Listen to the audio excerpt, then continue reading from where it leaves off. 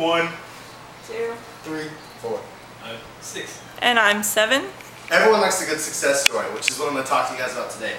I'm going to talk about Blink-182. They're my all-time favorite band. I'm not going to talk to you about them just because I like them or I think they're cool or they have lyrics about, stupid stuff. I'm going to talk to them because I want to dedicate and commemorate their success that they've had throughout the years.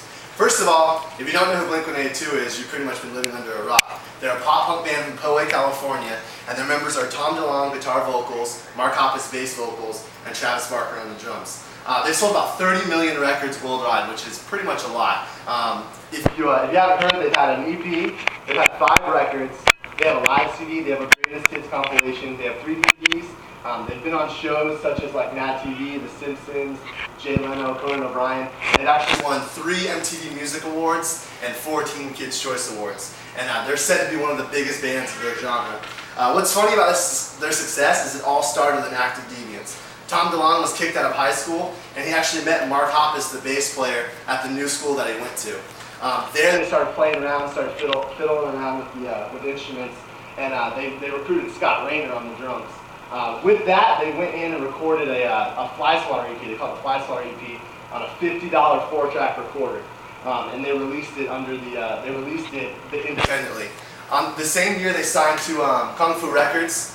And that was a label owned by the Vandals, lead guitarist. They were like a really big punk band, and they signed to that label. They did some more touring, and then they signed to Cargo Music, and they recorded their second album called Cheshire Cat. What was funny is after they released Cheshire Cat, they had done some touring, and after that, they actually got a legal dispute from this band in Ireland. This band was also named Blink, so they had to change their name to Blink-182. There's been speculation as to where the 182 came from. They've never really given a definitive answer, but they had to change it, and they changed it to Blink-182. After the name change, the band would go on to make a bigger change. 3 years later, they came out with Dude Ranch, which was their 3rd full-length album. And with that album, they actually signed to MCA Records, which was a big label, like a big major label. It was their first major label release. They sold 1.5 million records under the MCA label, and they started getting a lot of success. They started getting some radio play, started getting some video play. But in the middle of the tour to promote the album, Scott Raynor, their old drummer, actually quit the band.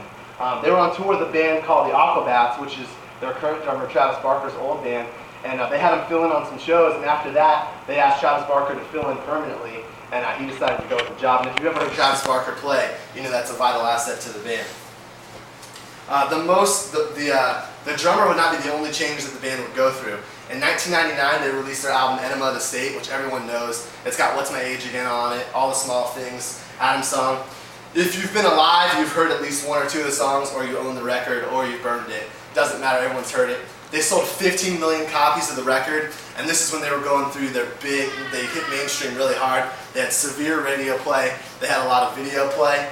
And basically they just launched, they did a world tour, they played everywhere. Pretty much anywhere you could go they played, and they were pretty much on top of the genre. A year later they came out with the Mark, Tom, and Travis Show, which was a live CD.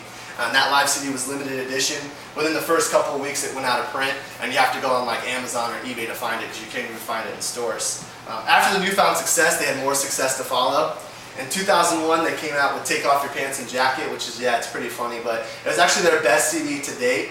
Personally, it's my favorite CD. It got some criticism for being a little bit unique. They only sold a couple million copies versus the 15 million on Enema of the State. But it was a really good CD. I liked it. It could face some criticism.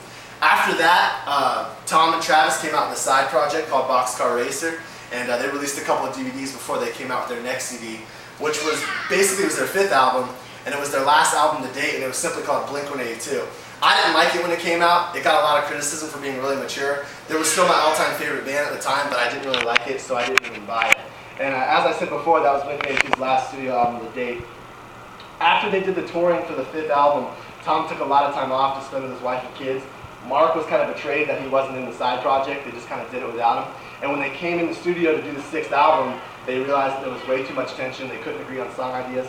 So in 2005, Tom actually quit the band. After Tom quit the band, Geffen Records released their greatest hits compilation to honor the band, and they each kind of started in their own little bands. Mark and Travis were in Plus 44, and Tom started Angels and Airwaves. Obviously no one thought we'd ever see them on the stage again. We'd never see the 3 guys on the stage again. But it kind of took a turn in November 2008 when Travis was involved in a really bad plane accident that killed 5 people. Put him in critical condition. He was in the hospital for a while. And when he was in the hospital, Tom started visiting him, and they kind of rekindled their relationship. And in February 2009, it was my birthday month, so it was really awesome. It was good news. I got a text that at the 51st Grammy Awards, all three of the guys were on stage and actually announced that they'd be joining back together. They just finished up their US comeback tour. They just finished it up yesterday, actually.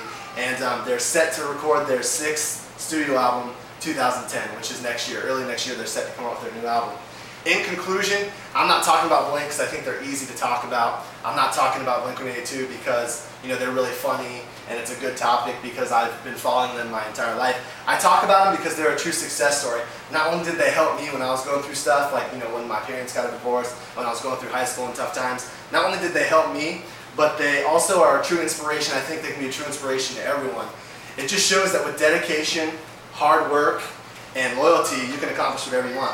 I saw them on September 26th and 27th in Tampa and West Palm Beach, and it was funny to see a band go from somewhere in Poway, California, which no one's ever heard of, to arenas with screaming fans. You know, no one ever thought they'd accomplish that, and it just shows you that with hard work, dedication, and loyalty, you can accomplish anything you put your heart to. Thanks.